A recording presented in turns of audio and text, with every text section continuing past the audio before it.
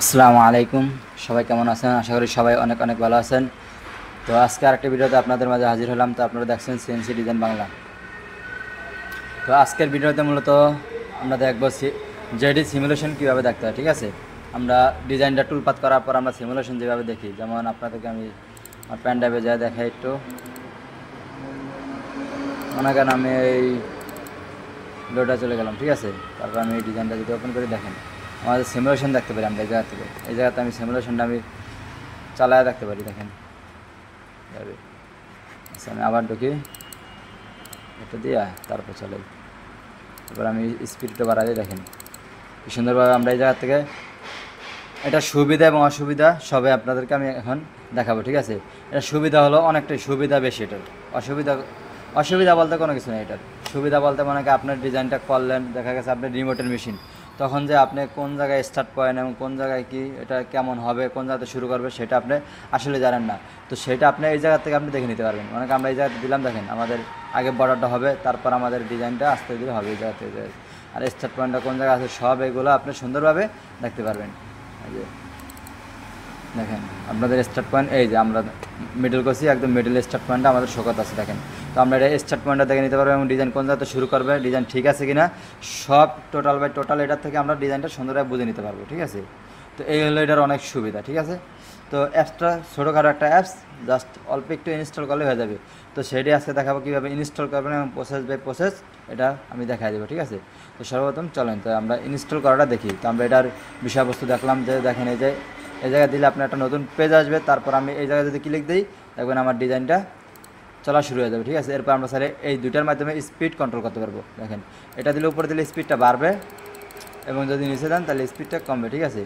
তো এইভাবেই মূলত এই যে দেখেন স্পিড বাড়বে, তখন আপনার স্পিডটা সুন্দরভাবে হয়ে যাবে। এটা দিলে স্লো মিশনে চালবে, দেখেন আস্তে ধীরে। যদি আপনি চান স্লো মিশনে দেখবেন কোনো ডিজাইন, ওইভাবে দেখতে পারবেন। যদি চান স্পিড বাড়ায় দেখবেন তাহলে দেখতে পারবেন, ঠিক আছে।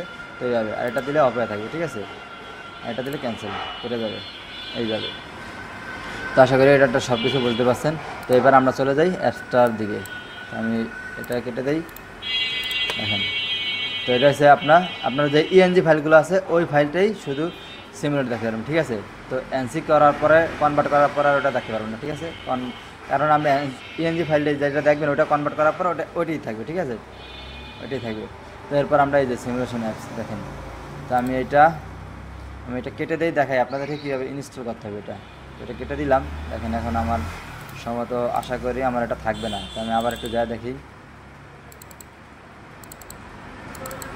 এখনও আছে, বাট আমার এই জায়গায় মানে বন্ধ করার আগ পর্যন্ত এটা শো করবে। পিসি একবার বন্ধ করতে হবে, ঠিক আছে। এর আগ পর্যন্ত শো করবে, যেহেতু আমি একবার ইনস্টল করছি। তো আমরা অ্যাপসটারে আবার নিয়ে আসি, ঠিক আছে। তো আমি আমার টেলিগ্রামে রাখা আছে, তো নিয়ে আসি।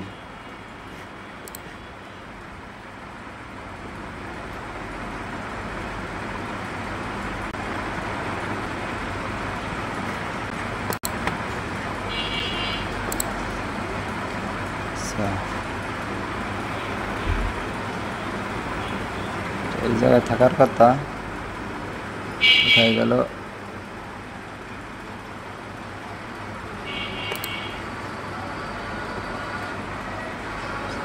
এই যে আমি ড্রাইভ থেকে নিয়ে আসি, ঠিক আছে। স্যার ড্রাইভে, স্যার এটা না, এটা গেল কোথায়?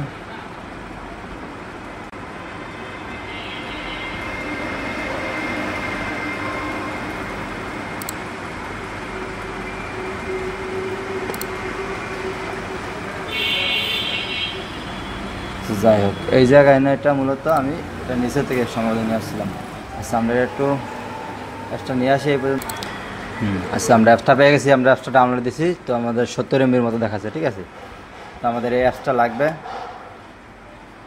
এটার মাধ্যমে আমরা সিমুলেশন দেখতে পারবো, ঠিক আছে। জেডি প্রিন্টের যে কোনো ডিজাইনের সিমুলেশন এটা দেখতে পারবেন আপনারা টুলপাত করার পরেই।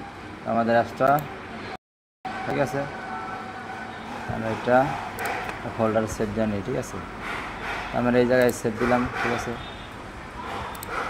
সেভ একবার হয়েছে, যে কারণে আর দরকার নেই। তো আমরা কেটে দিলাম।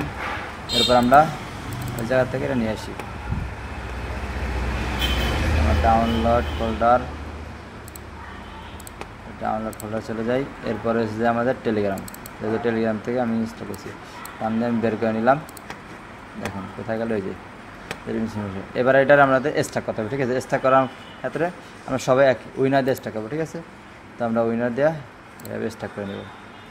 এবার ওকে দিলাম, দেখুন সুন্দরভাবে স্ট্যাক হয়ে যাবে, ঠিক আছে। তো স্ট্যাক করার পরে আমরা কোথায় গেল আমাদের এই যে ফাইলটা, ডাবল ক্লিক করে ওপেন করব, আবারও ডাবল ক্লিক করে ওপেন। এরপর দেখবেন আমাদের অনেকগুলো জেডি প্রিন্টের মতো ফাইল আসবে, ঠিক আছে। এই জায়গায় আপনার জেডি প্রিন্টারটা পেয়ে যাবেন, দেখেন এই জায়গায় আমরা জেডি প্রিন্টারটা পেয়ে যাবেন। এটার মাধ্যমে আপনার কাজ করতে পারবেন। সম্ভবত এটা কালোটা হবে, দেখি,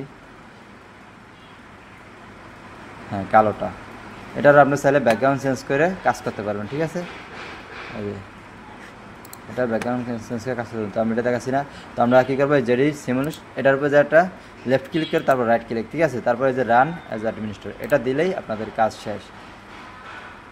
সরি, এরপর কাজ শেষ না। যাদের এরকম আসছে তারা কী করবেন, দেখেন আমাদের এরকম আছে যে উইন্ডোজ 11-এ কিছুটা সমস্যা করে এটার ক্ষেত্রে, এই যে মাইক্রোসফট ডিফেন্ডারের কারণে যে সমস্যা করে। তো এটার ক্ষেত্রে কী করবেন, আমরা মোর ইনফরমেশন, ঠিক আছে, এই জায়গাটা ক্লিক দিবেন।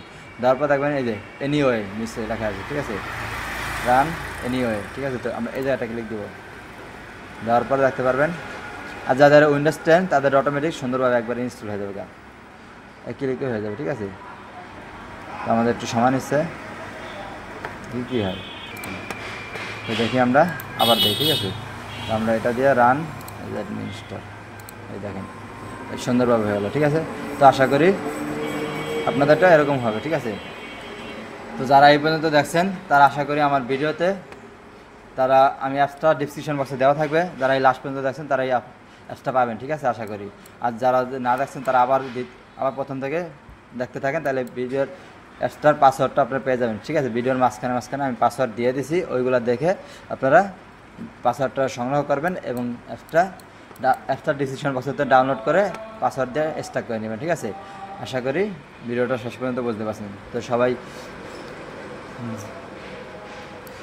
তো ভিডিওটা এই পর্যন্ত ছিল। সবাই সুস্থ থাকবেন, ভালো থাকবেন। আসসালামু আলাইকুম।